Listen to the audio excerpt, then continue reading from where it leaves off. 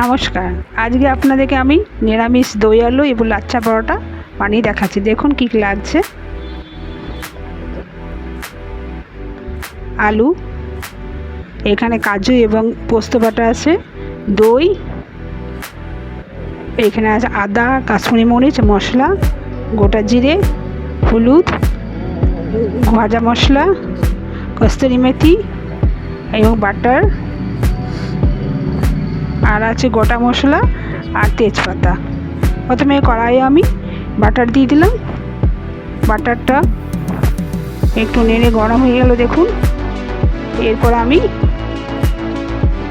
গোটা জিরে ফোড়ন দিলাম, তার মধ্যে দিলাম দারচিনি, এলাচ আর তেজপাতা। তারপর আলুগুলো ছেড়ে দিলাম, হলুদ দিলাম, ভালো করে ঢাকা দিয়ে দিলাম 2 মিনিট যাতে জলটা মরে যায়। দেখুন এবারে ওই আলুটা ভালো করে ভেজে নিতে হবে লাল লাল করে। পরিমাণ মতো নুন দিলাম। এবার মশলা দিলাম, এখানে আছে কাশ্মীরি মরিচ আর ধনে গুঁড়ো, জিরে গুঁড়ো 1 চামচ করে আছে, আগে থেকে রেডি করে রেখেছিলাম।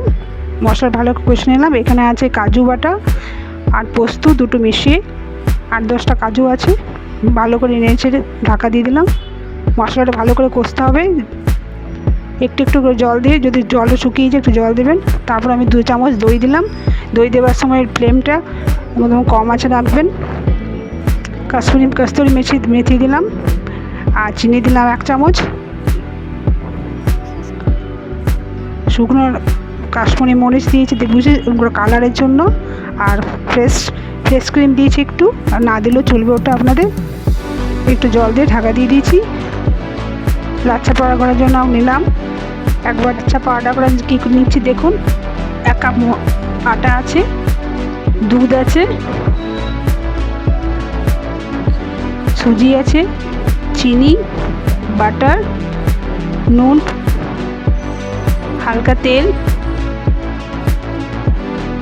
কস্তুরি মেথি। এবার দেখুন কী নিচ্ছি। প্রথমে ময়দাটা নিয়ে নিলাম 1 বাটি, তার সঙ্গে 1 কাপ আটা মিশিয়ে নিচ্ছি। সুজি, নুন পরিমাণ মতো নুন দিলাম,